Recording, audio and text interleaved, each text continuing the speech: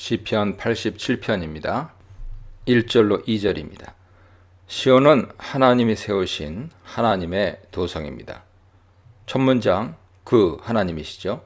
그의 터전이 성산에 있으며에서 터전은 뭔가를 세울 때 기초나 토대를 뜻하므로 그의 터전은 하나님이 설립자이심을 나타냅니다.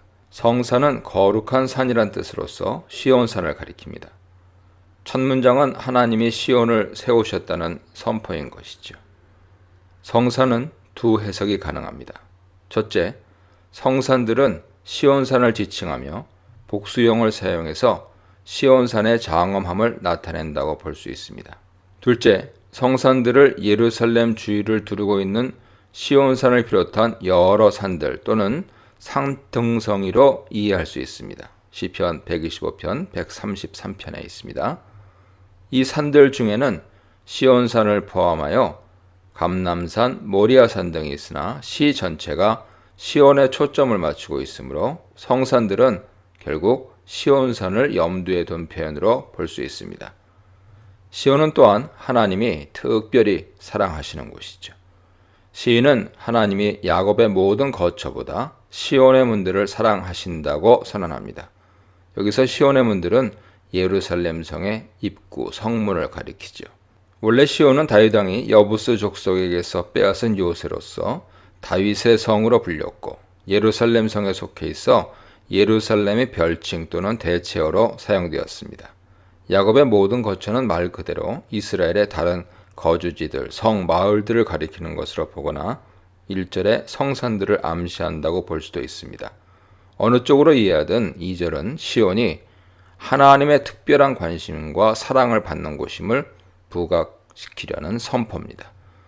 하나님이 시온을 사랑하시는 이유는 시온이 다른 데에 비해 비옥하거나 수려해서가 아니며 거기 사는 백성이 의로워서도 아닙니다.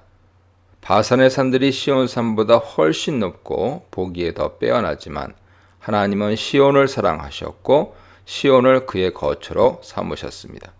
다른 민족이 더 수가 많고 강하지만 하나님은 이스라엘을 사랑하고 기뻐하셨습니다. 시온과 이스라엘을 선택하신 것은 하나님의 주권적인 은혜입니다. 하나님이 시온의 성소에서 그의 백성 이스라엘과 함께 거하심으로 시온은 거룩한 산, 여호와의 산이 되었습니다. 하나님이 이 성에 계심으로 시온은 요동치 않으며 영원히 있습니다. 하나님의 축복이 시온에 대대로 머뭅니다. 3절로 6절입니다. 하나님의 도성 시온은 이스라엘 백성만이 아니라 전 세계의 칭찬을 들을 것입니다.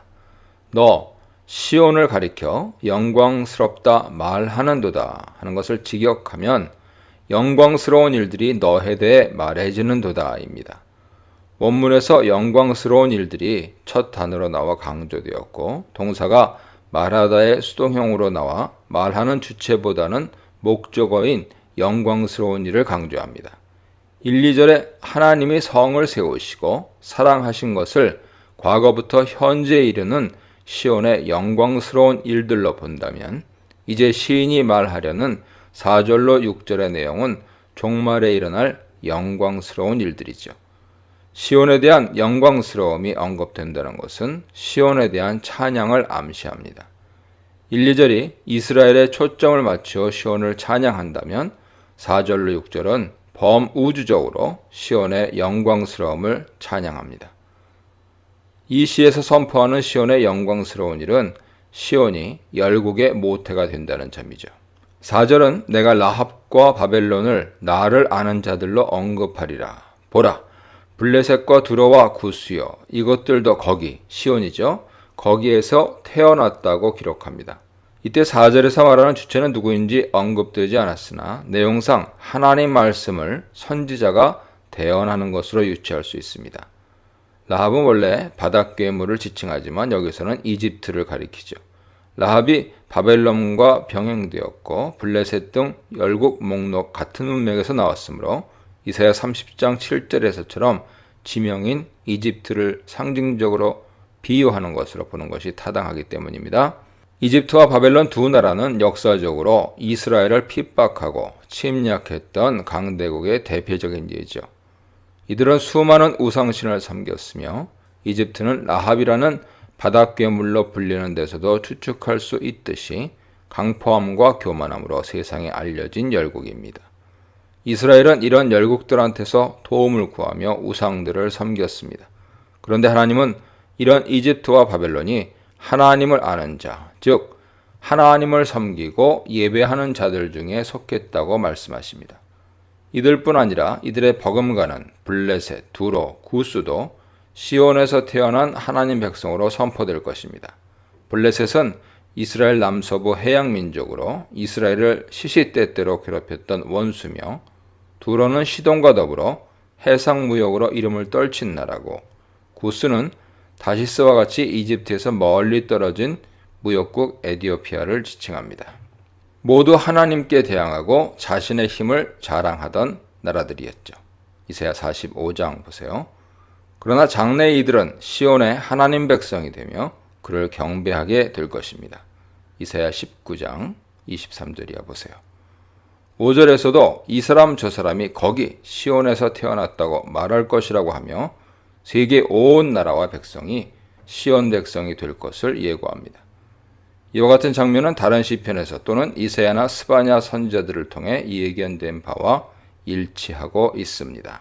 시편 22편 27절, 72편 10절, 이사야 19장 21절, 60장 3절, 스바냐 3장 10절 보세요.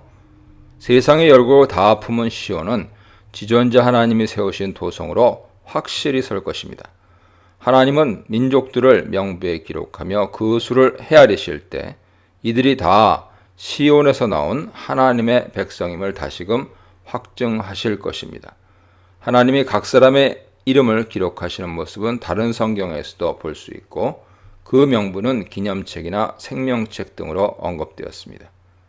특히 이 책에 기록된 자는 하나님을 경외하는 자와 그 이름을 존중히 여기는 자들, 즉 하나님께 의인으로 칭함받은 자들입니다. 7절입니다. 이제 열국이 나와 노래하며 춤추며 온 백성의 근원이 된 시온의 영광을 찬양합니다. 하나님이 계신 곳은 언제나 기뻐 외치는 자, 노래하는 자, 악기 연주자, 춤추는 자 등이 넘치며 기쁨과 즐거움의 소리가 끊이지 않습니다.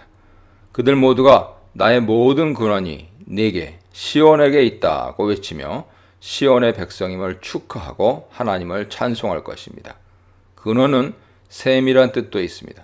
시온에는 시내가 있고 그 줄기가 나뉘어 흘러 하나님의 성인 시온성과 하나님의 처소를 기쁘게 한다고 시인은 노래했습니다. 시온에 사는 백성은 하나님의 성전에서 살진 것으로 마음껏 배불리고 하나님이 제공하시는 기쁨의 강물을 마실 것입니다. 이때 시온에 흐르는 물의 원천지는 하나님 계시는 성전이죠.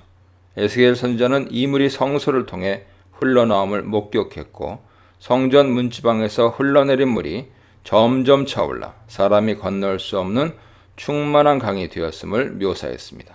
에스겔 47장 보세요. 사도 요한은 이 강을 생명수 강으로 부르며 이 강물이 하나님과 그의 어린 양 그리스도의 보좌로부터 나온다고 진술함으로써 강물의 시작이 하나님이심을 밝혔습니다. 계시록 22장 보세요. 이 강 좌우에 수많은 과일나무가 있는데 그 나무들은 성소에서 흐르는 물 덕분에 잎도 시들지 않고 매달 치료제가 되는 새 열매를 맺습니다. 이 나무들은 생명나무라 불리며 열매들은 만국을 치유합니다. 또한 물줄기를 따라 물이 흘러가는 곳마다 모든 생물이 살아나고 번성하며 치유됩니다. 하나님은 이 생명수 샘물을 목마른 자나 원하는 자에게 값없이 제공하십니다.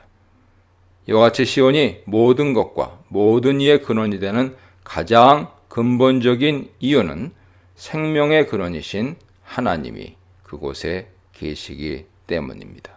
우리 예수님이 바로 그 생명수이십니다.